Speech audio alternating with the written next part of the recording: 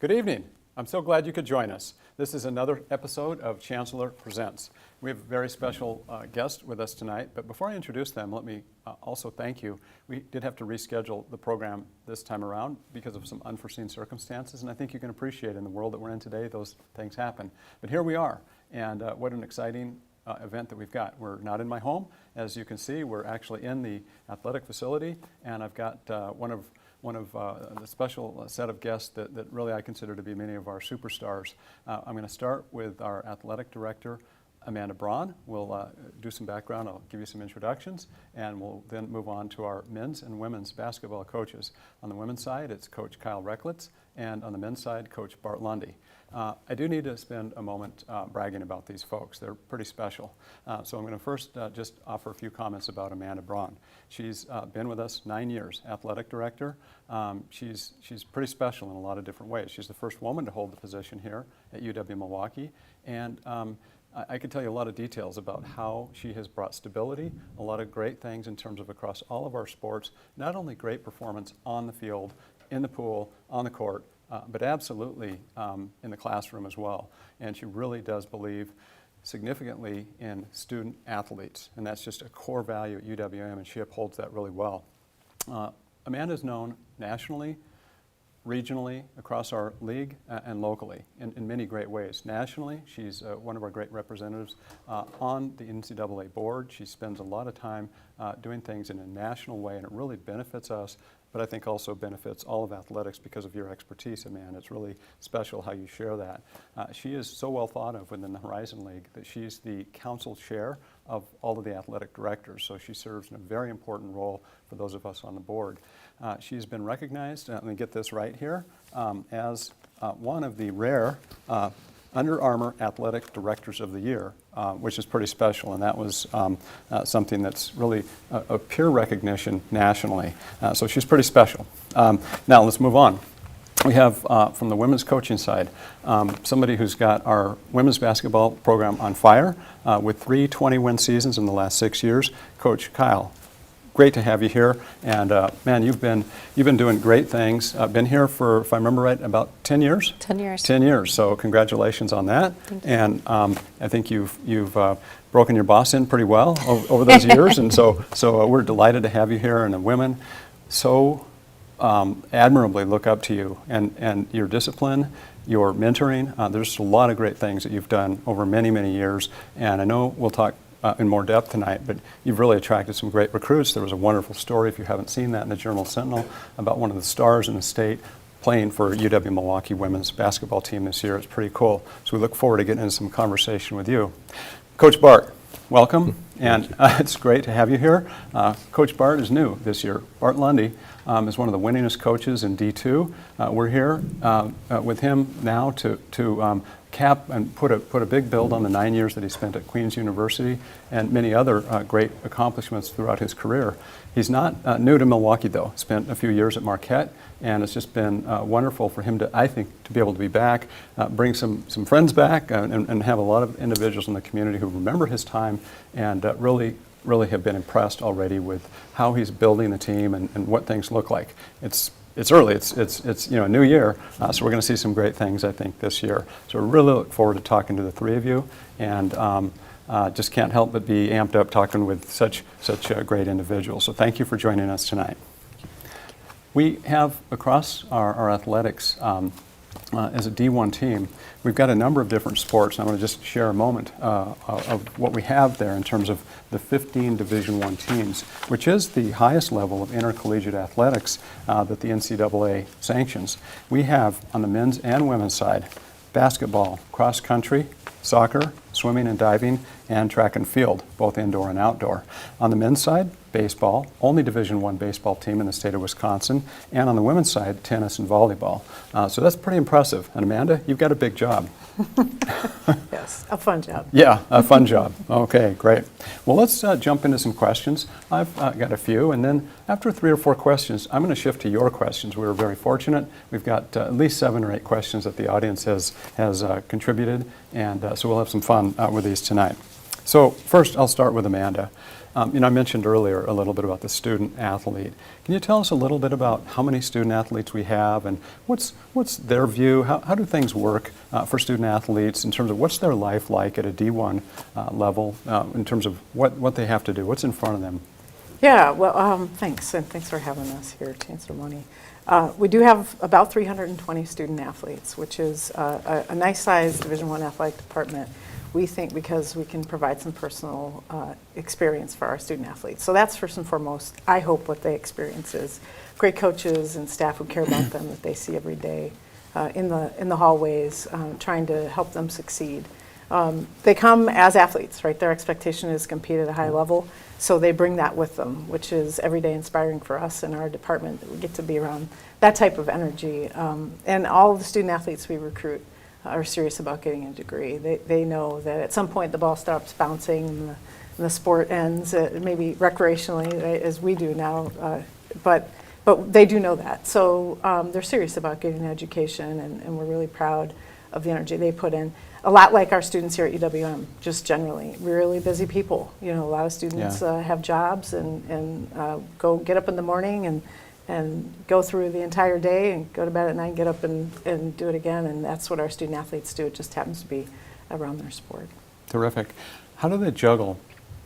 I mean, it seems to me that they've got a pretty full-time commitment taking the loads that they do, because the students graduate actually at a higher rate than non-athletes. It's pretty remarkable. So I know they're pulling those 15 or more credits to get through, but then it's like a full-time job in terms of how hard they have to be in shape pretty much year-round. The regimens, how up so early and so late. Many of them are, whether it's practicing or games, travel, and all of that.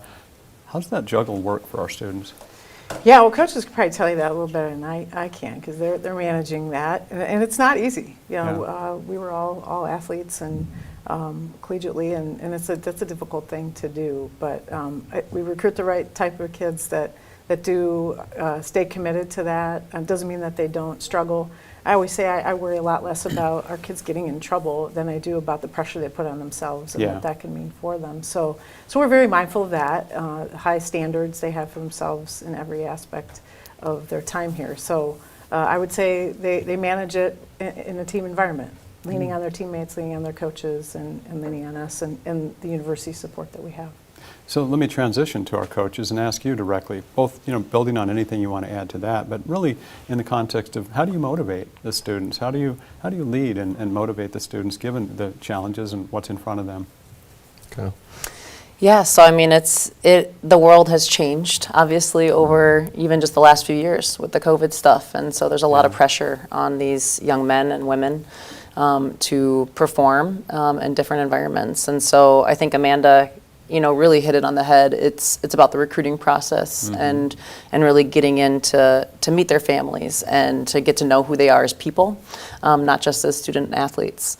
And being able to sell a university like Milwaukee, being a top tier institution, makes it a little easier on us because it's a beautiful location. It's just an easier sell. So once you kind of get to know them better as people, you get to know their why, and their whys can relate to their families, or I mean, we've had some first generation graduates, and so I feel like once you know that why, you can kind of tap into their motivation side of things and really kind of keep them on track to understanding that their degree is more important than anything else, because that's what they'll have for the rest of their lives after they leave UWM. Yeah, it's a great focus. Excellent. Coach Bart. Well, for me, I think motivation starts with structure, and my job first and foremost is to provide structure for our athletes.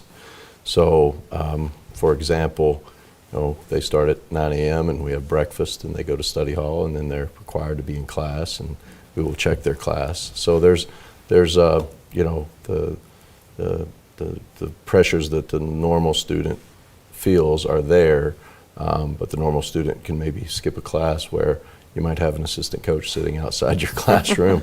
So that's the first motivation, is to make sure that you're doing right. And then to piggyback on Kyle's, that they each have their goals. They have their individual goals, and they buy into the team, and they have huge team goals. So as they need daily affirmation on why they're doing what they're doing, and sometimes it does get hard.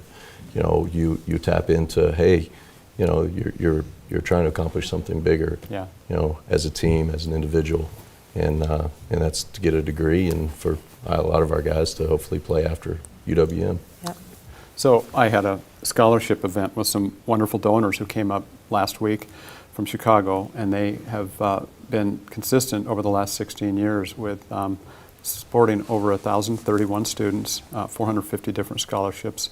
They're nearing $3 million in contributions. And these are some top students that we had, and we had a dozen students, and 3 of them were your athletes. And they were outstanding. They just excelled. You had each student talk impromptu, asked them a number of questions, and they were right there. And I'm so impressed with our student athletes. They really perform for you, but they're also really impressive individuals. And I think that maturation, the development, really is what happens in athletics in a special way. So I'm just so supportive of what we're doing and that transformation that we really add to. So let's shift and go a little deeper. Coach Bart, with your new team this year, tell me how it's come together. What do you think? How is it developing? What are we going to see this year? That's how much time do we have? Yeah. We have 13 new players, so Wow. it's been we have a new staff, 13 new players, and you know, I think it's been better. It's been a little more difficult to fill the team than I expected, but I think where we are now at this moment in time is better than I would have expected. You know, we've had a couple of outside competitions, and we've fared fairly well, but even beyond that, the way we live day to day with our culture is starting to really take roots. And you know, I see them buying into the team. I see them buying into, you know, what the coaching staff is trying to set as that culture. Yeah. And I see it's getting better every day. So I don't know where we'll be on November 7th, but I'm starting to have a lot of faith in this group that by, you know, March 1st, we could do pretty good things. So I interact, as you know, I try to get out, you know, as often as possible in different ways and across campus. And many of your players were at the Panther Prowl, and I'll tell you, they're pumped. And as individuals, but even when they're together as a team. But a real test is when they're alone and they're telling you the same kind of, you know, when I ask them the same questions that I ask you. And it's really interesting how they're talking about it's going to be downhill. We're going to be the most athletic. We're going to, you know, they're just like really into it. It's really something that I think you'd be very proud of. I also hear in the hallways, here in the athletic facilities that we've got, you know, a lot of your coaches and a lot of folks, I think there's a lot of humility, but confidence. It's quiet, and I'm looking forward to some great things. Thanks. Yeah. That's good to hear. Coach Kyle, you know, as I mentioned earlier, there was a great story, and there's some wonderful expectations and things. How are you feeling about the team this year, and tell us what we might be able to expect? Yeah, really appreciative of the Journal Sentinel giving us a little bit of buzz before the season starts. That's really nice to see. You know, I think this team is very different. You know, every team is different, you know, as you move through. And like I said, this is my 11th season now. Yeah. Every single team that I've started with has been just a brand new team, even with a lot of returners.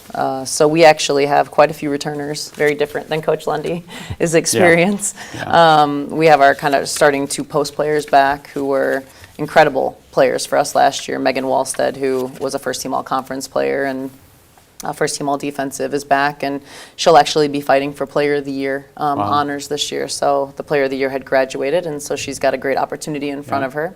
And she made the Becky Hammond watched list, actually. So one of the top mid-major preseason players in the country. So she's one of the more humble people I've ever had the chance to work with, and so she's not letting accolades get to her, and she's started the season off really strong and has really even increased her leadership side of things, because we have a lot of young guards that are stepping in. Even though they're returners for us, they weren't in the starting rotations, and so Megan's really had to step up in a leadership standpoint for us. But we're more athletic than we've ever been. We're picking up the ball full court more than we ever have to try to put some pressure from a defensive standpoint. And I really like where we're at. It's really fun to go to practice every day. Yeah. I enjoy the young women that we have. They're really dedicated and they're very competitive. and they talk like winners. Yeah. I know there's like a confidence that they like exudes off of them Yeah. when they walk around the halls. And so I'm really looking forward to the season, and I'm looking forward to tipping off against Wisconsin next Yeah. Monday. Monday the 7th, it's a- beginning of homecoming. Yeah, right. Our goal we always have is to try to win the state. 2 years ago, we were able to do that. You know, we beat Wisconsin, Marquette, and beat Green Bay twice, and so Yes. that's a big goal that we have this year, is to try to do the same. Yeah, it's a real credit to you. And I can just tell by your answer just how close and just how careful you know your players and really know that team. Right on. Excellent. thank It's you. really great. So building on that, and then this is really also for Amanda, the rise of women athletics has really been, the popularity, we're seeing that whether it's from the Olympics or just any number of women's sports that we're seeing nationally, or just individual sports, the types of things we're seeing in soccer, tennis, and other types of performances. Have you seen that happening more at the collegiate level as well, in terms of the rise of women's sports? Sorry. Yeah, go ahead. Okay. Yeah. I was just going to say absolutely. I think social media has been a huge platform to help women's sports take off. It's become way more noticeable. And I think that it's really increased the number of followers, and people who are all men's sports, Yeah. and the dunking side of things. Yeah. I think they're really starting to see, based through the social media side of things, and to be honest with you, through the NCAA competition last year on the women's side, women's basketball side, there was some really healthy competition, a lot of really close games, which drives excitement. And so I think that there's definitely a lot more people watching and engaging within the sports, not just basketball. You see it on the soccer level. You see it. I think one of the women's WNBA players actually just started a national women's pickleball league. Wow. So it's really like creating like that, again, that buzz for women's sports, I think, is really taking off. Amanda? Yeah, I agree with that. I think it's a couple of things. Evolution of girls playing sports. 50-year Yeah. anniversary of Title IX this year, and that's a big deal. Yeah. That I think over time it normalizes and people begin to accept it. And next thing you know, no one knew any different in the Yeah. minds of our athletes. Girls and women have always played Yeah. sports, so Yeah. that helps. I think social media, certainly the streaming broadcasts.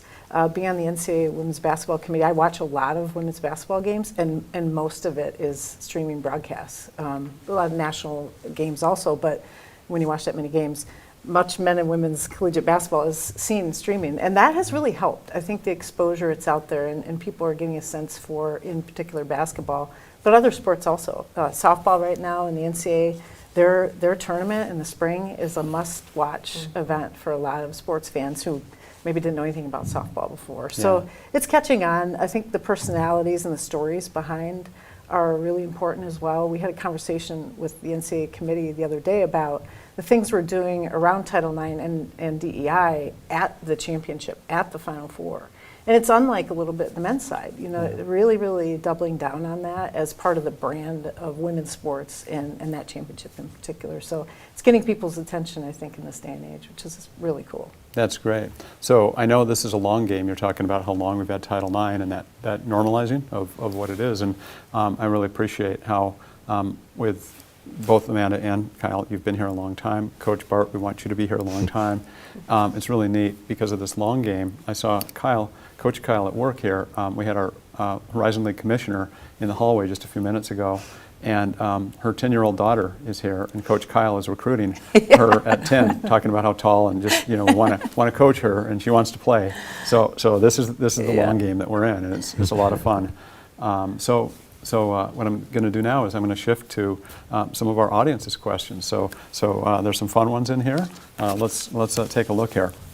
This first one is for Director Braun. One person wrote, "Success in athletics has proven to drive increased enrollment and financial gifts to universities." Have you seen that happen, and has that come true at UWM? I think so. I was certainly, in the time I've been here, the positive stories that we've generated with our student athletes, what they're doing competitively, certainly. We've won a lot of championships and competed at the top of our league in most sports. But off of the court, out of the sport, our student athletes are great students, and that creates a sense of pride.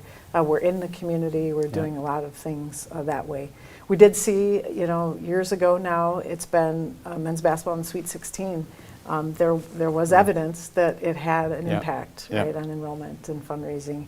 And that's true. I think if Yeah. you're shining a bright light on the university, people pay attention. Yeah. And if we can help do that, and we do look at that as part of our purpose, our why is helping the institution achieve its goals. Yeah. And part of that is let's create some visibility and brand elevation through sports, and our basketball programs are right front and center on that. So I do think so. We've seen it, and we hope to see more on behalf of UWM.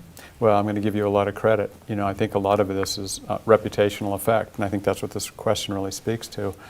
You've done a terrific job, I say that, with a lot of experience working with you and members of the community that you brought forward. There are individuals who support our game, thank you. Individuals who really come and support our incredible students and their staff, the coaching staffs behind them. But it really bleeds into other partnerships as well. I think about individuals who you've cultivated wonderful relationships with, and how they really cut across a lot of different areas of the campus.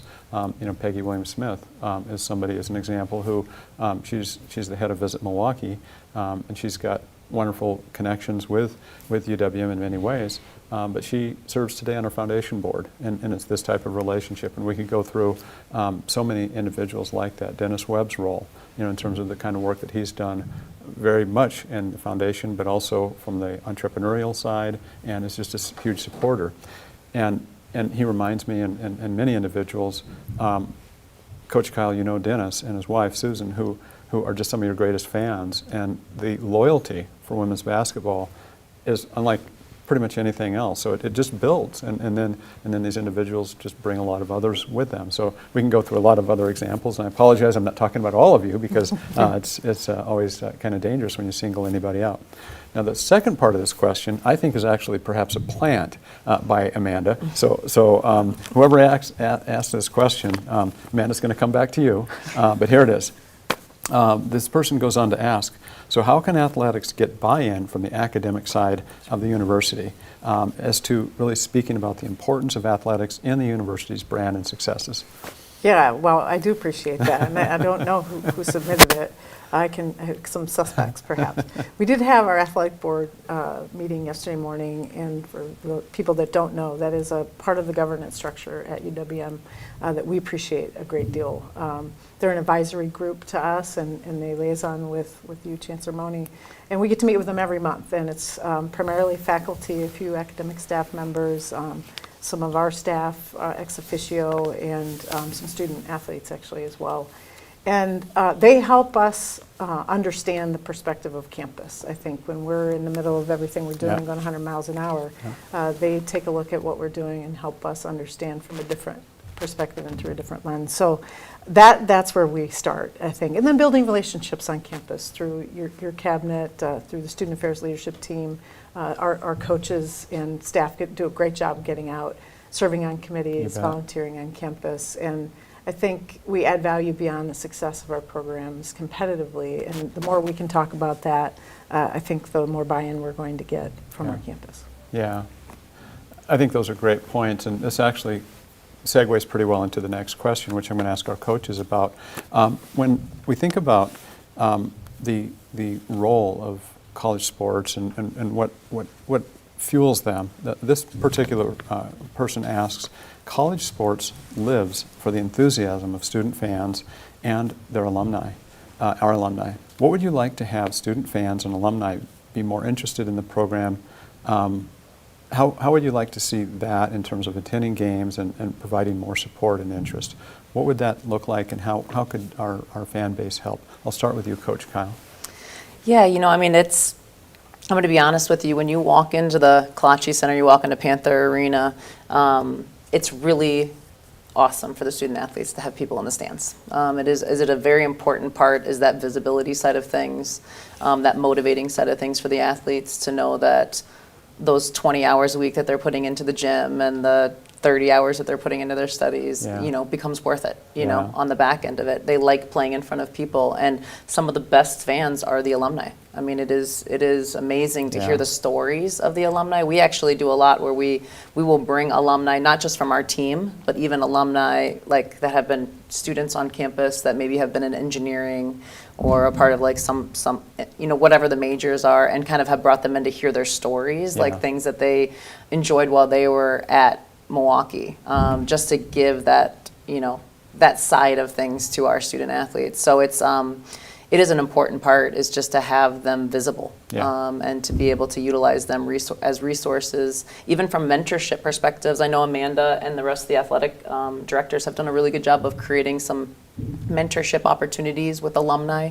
Again, not just athletes, but alumni here from campus as like career aspects, and so it's just there's a lot of opportunities to continue to grow that relationship with our alumni and our fans.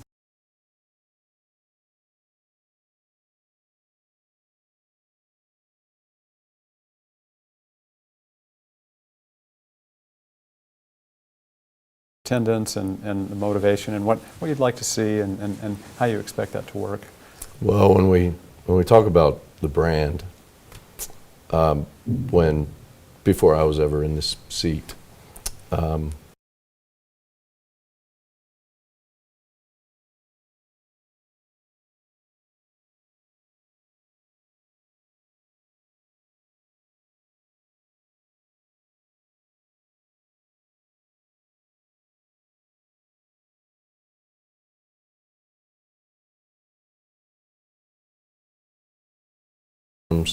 which we will, and we can throw T-shirts into the stands. But I talked to those folks that were around at that time, many who are on the board, many of the students who were here at that time. They're still attached to men's basketball through all those years, mostly because of that period of time.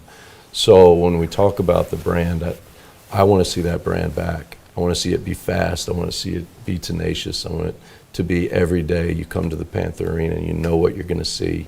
It's going to be fun and exciting, and we're going to have a lot of pride with our students. They want to have pride in their men's and women's basketball team, and that's why we're here. That's what we're going to do. Love it. So I'm going to add something in. It's not a natural segue to this, but I think what you're both talking about is that responsiveness to the audience, that connection and the issues and how long they're lived. Today, the world has changed, and Coach Kyle, you talked about this early on.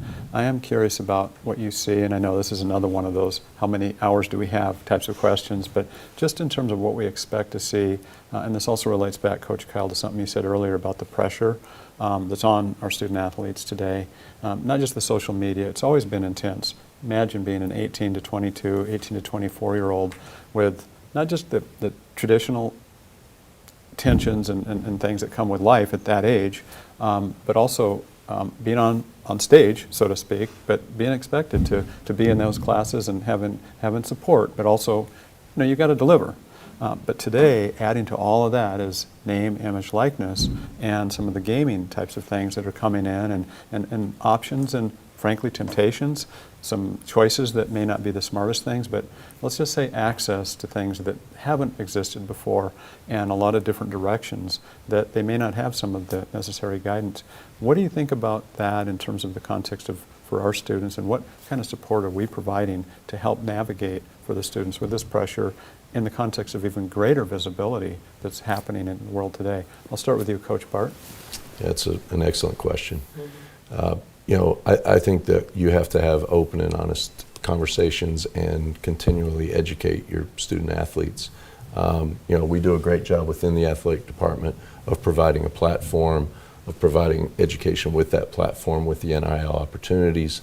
But at the same time, when you add in social media and the access that anyone has to these 18-year-olds, they have to know that they have support from us, and that we support their NIL ambitions, but at the same time, with this responsibility and this opportunity, you have to take that seriously, and you're representing our brand, your family, my family, and you have to take that seriously. And I know Coach educates them as well, but I try to make them see it from my point of view.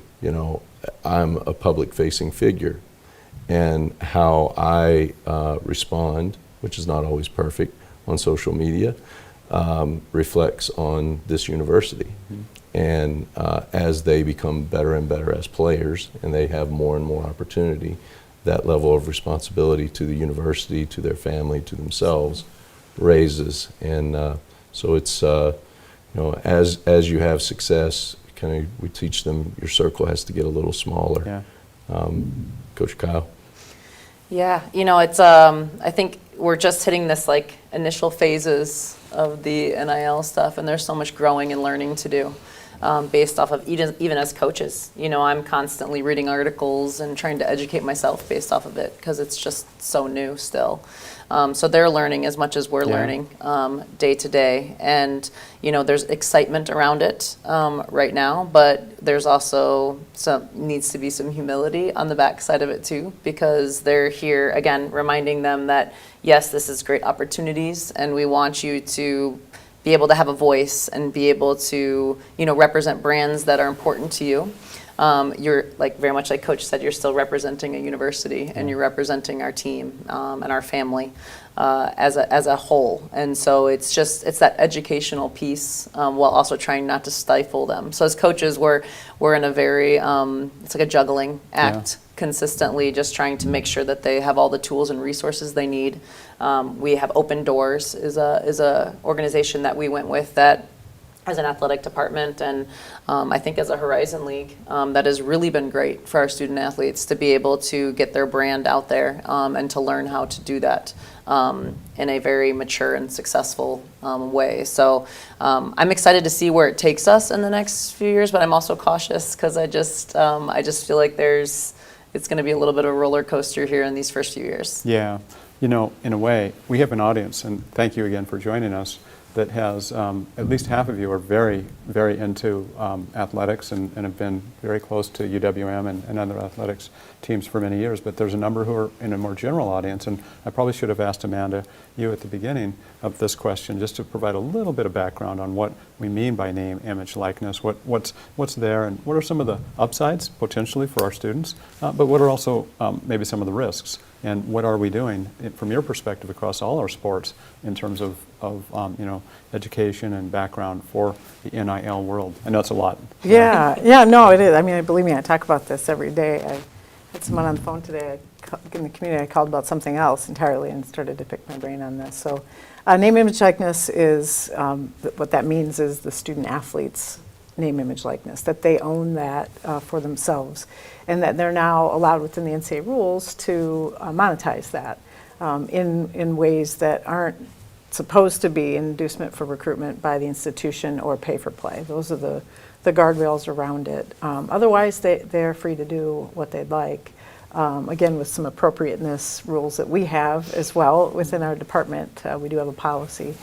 And I'm all for it. I think it's great. It's accelerating a piece of their life, I think, in a way that maybe some of them aren't prepared for. Yeah. So, and that's okay. It's another way for us to help educate them. And it's one more thing our coaches and our staff get to deal with every day. But I do think there's positive to it. I think the ability to do a camper clinic in your hometown, utilizing your name and your image is fantastic, or in your community or our community. That's great. I think that's a good way to make some money.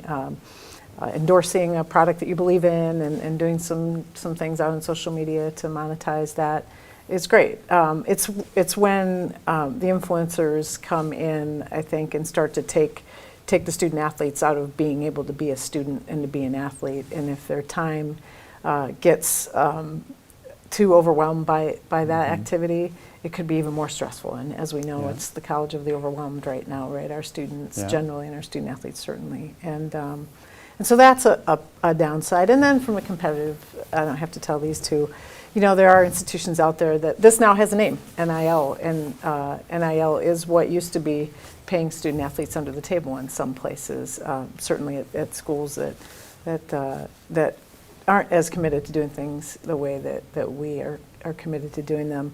And now it has a name, and the money's bigger because it comes from a marketing budget and from a third party, and it can be over the table, and they get something in return. So that's not a positive, I don't think, right now, because it's creating a competitive disadvantage. Whether or not it's accurate and Coach Lundy and I have talked about this. Sometimes students are getting sold a bill of goods that doesn't actually come to be, and that's a real negative for us. So I could go on for an hour, but it is an opportunity. I want our student athletes to think about the long game. I know a short game is what they're 19, 20, 23 years old, but how can we help them prepare for life beyond their time here and have a career path and at least begin to think about that? And so could we use NIL to get in their thoughts that way? Yeah, and I'd like to try to do that. So again, we're early in this, but. So I just want to ask one more question on this. Related to that, when you think about the competitive nature and the exposure, the visibility that can happen on a much larger scale than the local stuff when we start talking about the combination of exposure, social media, opportunities to promote, monetize yourself, and you add in the portal and the ability to transition quite a bit easier. Does that change the game in terms of, Coach Bart, you've got a team that's new. Coach Kyle, you've got a team that you can predict, you know 2/3, 3/4 of those, so there's stability. But are we going to see more of what Coach Lundy is experiencing just across the board in men's and women's basketball, potentially in the future, 3 to 5 years down the road, because of these things coming together? Well, I think from my perspective, I just had a veteran coach on the phone with me yesterday. I asked him this question. In this day and age, I'm a program builder. I believe that about myself. And can you build a program and not build successive teams? And I still believe that you can build a program. Now, you may lose a kid here or there. There are certain monetary disadvantages that we will probably always have. But you create an environment for these student athletes where they can reach their goals, and you have to convince them that their experience here, no matter what the short money may be somewhere else, their experience here with their education and their possibilities afterwards is worth being a part of for their tenure and for their full tenure. So I still believe that we can build a program and we can do it over a long period of time, and kids will buy in. And they buy into structure, and they buy into people who pour into them. And sometimes money isn't the most important thing. Great structure, great advice. Coach Kyle? Yeah, I definitely think that the women's side will start going a little towards where the men's side at. I mean, we had a lot of transfers in the port. Not us personally. We've only had a few actually in the last 5 years, but the entire women's side of things, this was the most this last year that we've had in the portal, where people are kind of hopping. And the hard part to see it is that there's a lot of people that are getting stuck in the portal. It's surprising how many people actually decide they want to transfer, enter the portal, and then don't have a school to go to when it's all done. I would say it's at least 1/3 of the players are getting stuck in the portal. Wow. And so those statistics haven't really come out as much yet on the women's basketball side, because so everybody just sees this as the easy option. Is to like, hey, I'm going to transfer, I'm going to enter the portal for this more money or this better experience that sometimes doesn't come about. And so it's really making sure that you have those relationships with your players, that there's an understanding, similar to what Coach Lundy was talking about, that they know you as people and not just as coaches, and they understand that you're here for them more than just as, a coach, to try to like build that relationship and keep it solid. But I definitely think that we're going to see more transfers over the next few years due to a lot of this change that's occurring. And as coaches, we have to adapt, similar to how we've had to adapt to COVID during those years, similar to how we've had to adapt to the social media, phase. I mean, I was in coaching as I think Coach Lundy was. I'm not sure, he's a lot younger than me, I think. I'm just kidding. Where there wasn't social media, where our student athletes didn't have that, and then we had to adapt to that. Yeah. So, I mean, as coaches, we just have to continue to adapt and try to, make the best out of every situation. Well, thank you for those insights. I think there's several themes that come through: the programmatic structure, the relationships that you have as coaches, and knowing so many students that have gone through. I'm in awe of how you will be in their entire lives looked up to as a coach, and just what that means. That's a big mental responsibility on you in terms of everything you do. Not just what you say, but everything you do is watched and picked up by students, and they're very responsive to that. But it's a nurturing, it's with discipline and structure and programmatic, and I really admire that. It's terrific. So Amanda, back to you. Next question. The academic achievement, I referred to that earlier. I'd love to have a few more specifics on this. When we talk about this, one of the people that in the audience asked, our four-year graduation rate of athletes, how does that compare to the rest of the university? And how do we do in terms of students of color versus non-students of color? How does that shake out with our athletes? Yeah, well, touch on the academic performance, incredible. As you said, we have some of the best students here at UWM, and we track on the number of GPA consecutive semesters. 3.0 is a collective 320, and we're at 44 semesters now. So we've now, I think, gotten to the age of our oldest student athletes with 22 years of that. So obviously it predates all of us, at least the three of us. You were here. So really proud of that. In the last 2 semesters, they've had 3.4 GPA. And so Across the student right, athletes? Yeah, the last 2 semesters have been 320 students, 3.4, Yeah. and 44 semesters of 3.0 or higher That's across right. all our students. Yeah. Wow.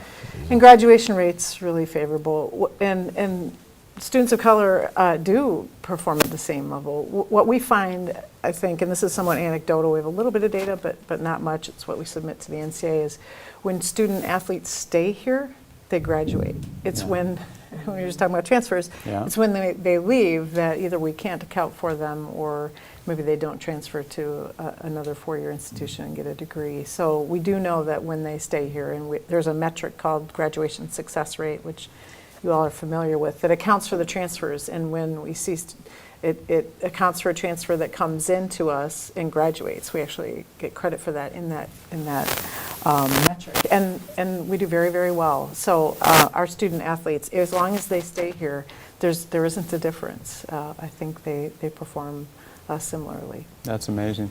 I can tell you from interacting with parents and certainly alumni and others, but also, as the senior administrator on the campus, I just really feel good about this.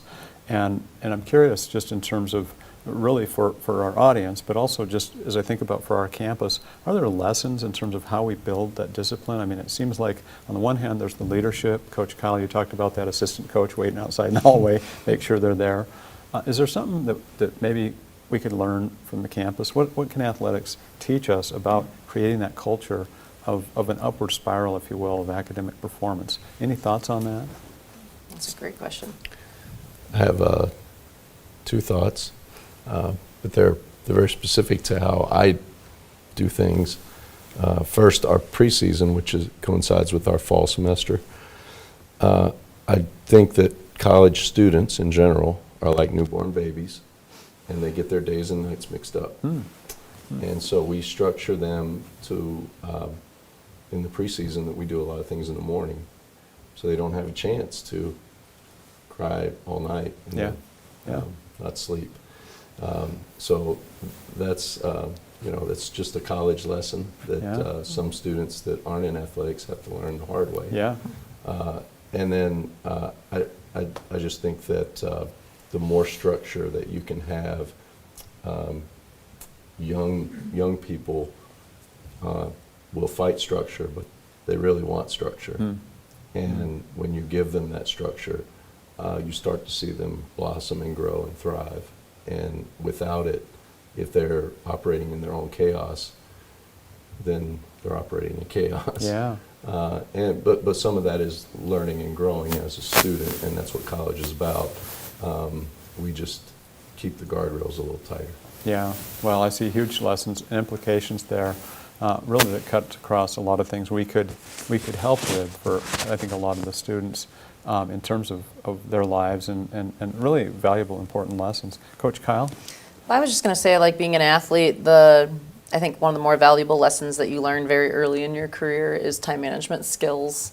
Everything is laid out for you. You have I mean, they even do breakfast. You have breakfast from this time to this time. You Yeah. have class from this time to Yeah. this time. And so, you know, we have academic advisors here in our department. So they on campus, like our student athletes actually have 2 advisors. You know, they've got their advisor that works with them on the academic side, Yeah. but then they have an academic advisor here in the department that works with them not just on the academic side, but on life skills. Life skills, Stuff. yeah. And I think that time management piece is taught to them. And so to extend that into, you know, campus life, again, freshmen, you know, it's very new to them. You know, they're used to going to high school from, you know, 7 a.m. until 3 p.m. and everything is very structured.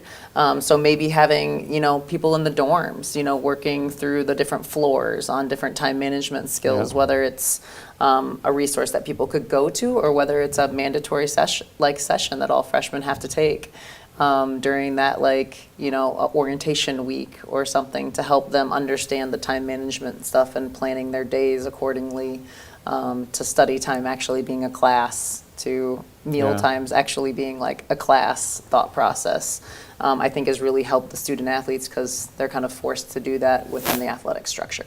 So I hear that a lot from both of you. Structure, support, you know, that attention to this. I think about our high-performing students across our campus that don't have that, and I think Coach Lundy, you said something, you know, really important. Sometimes you will learn it the hard way. Unfortunately, some may not learn it at all.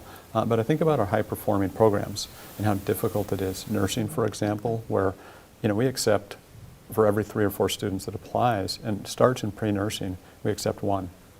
So in architecture, students are weeded out every year. In accounting, if you don't pass intermediate accounting, you're out. And I could go through engineering, really rigorous programs where students, when I visit with them and I go into the first year classes, and I'm just so impressed with, especially, for example, recently nursing, and they learn, I ask them, what have they learned? And they're like, we thought, you know, we'd come and we'd have fun in college and play, and, you know, we do that, but it's work first. We get the work, and they learn that in a structured environment. Absent that, when I visit with other students, and a lot of times, you know, we look at in colleges today, you're very fortunate if you have first to second year retention close to 80%. You're very fortunate. A lot of campuses, 60, 70% of the students come back the next year.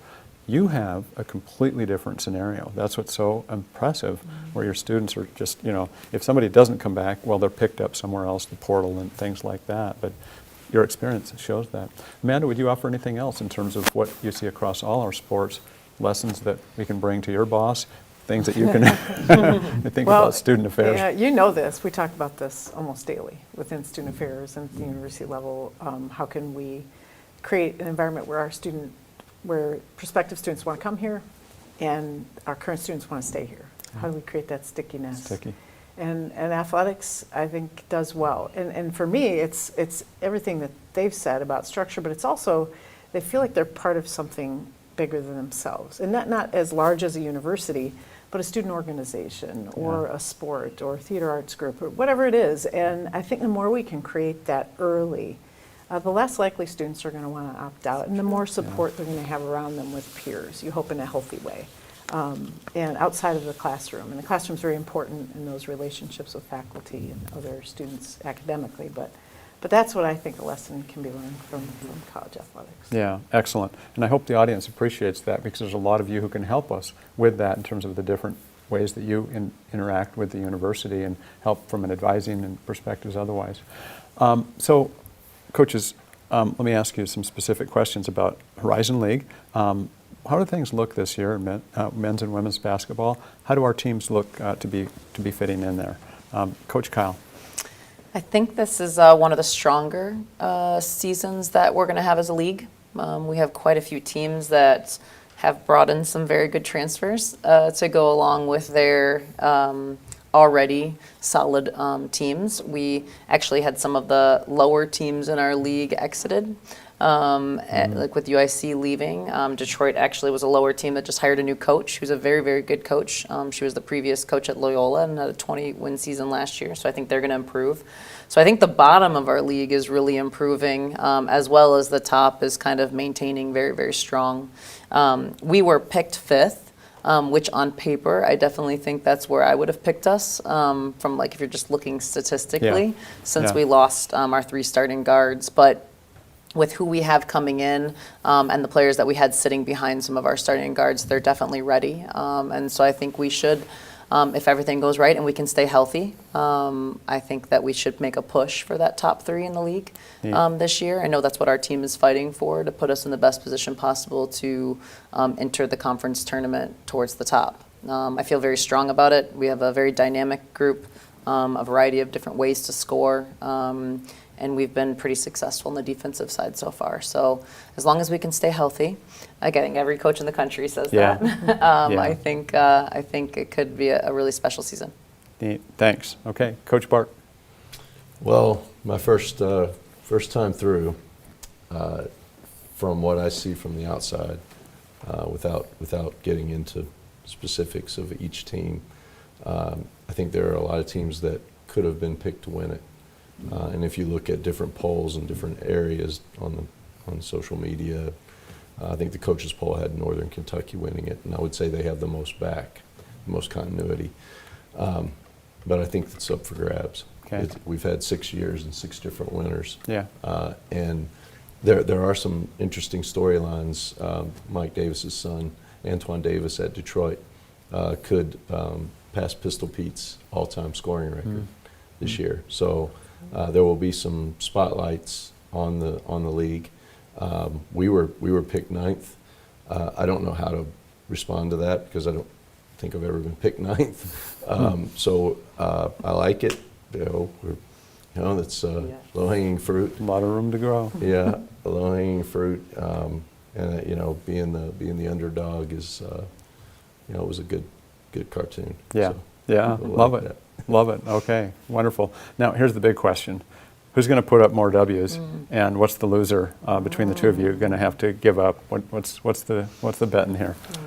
Well, I got to spend time with Megan and Emma. Yeah. They are.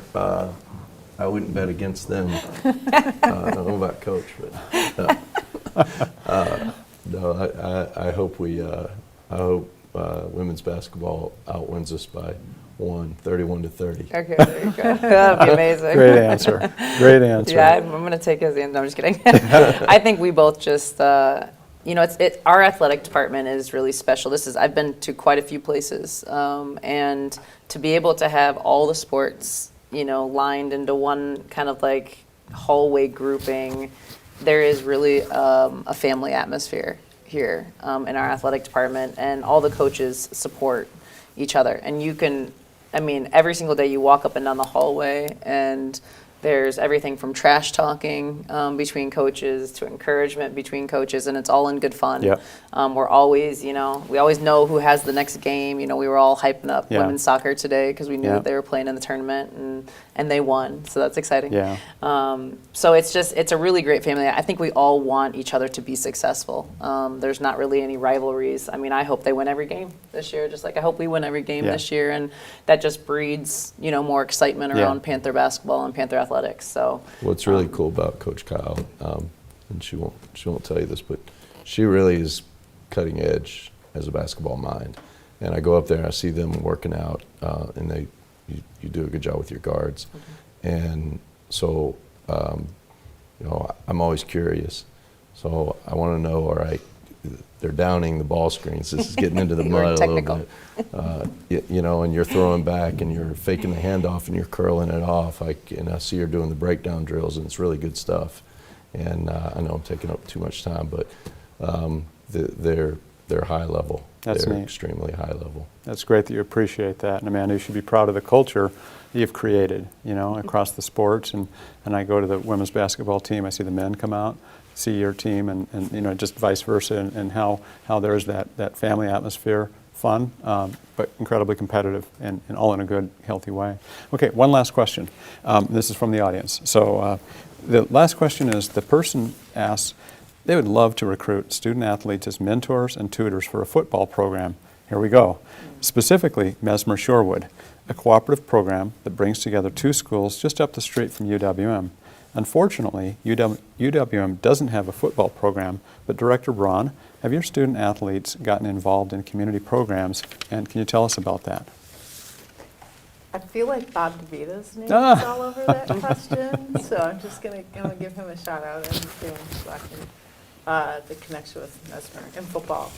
Bob has checked off the list every year I've been here, each year letting me know that he thinks we should still have a football program. So we're going to check that off the list. We are in the community. As you know, we're on campus. You mentioned the Panther Prowl fall welcome, move in. Our student athletes try to get their coach to do a really good job prioritizing the idea that we're part of this campus. And then the same is true of the community. And you name it, Journey House, United Way, Hope House, Team Impact, all over the place. And what we're trying to do right now, and our coaches know this, is help our student athletes understand why we're doing it, right? So maybe if we could have the director or a staff member from that nonprofit organization come and speak to our student athletes, say, this is our mission, this is who we are, this is why we do what we do.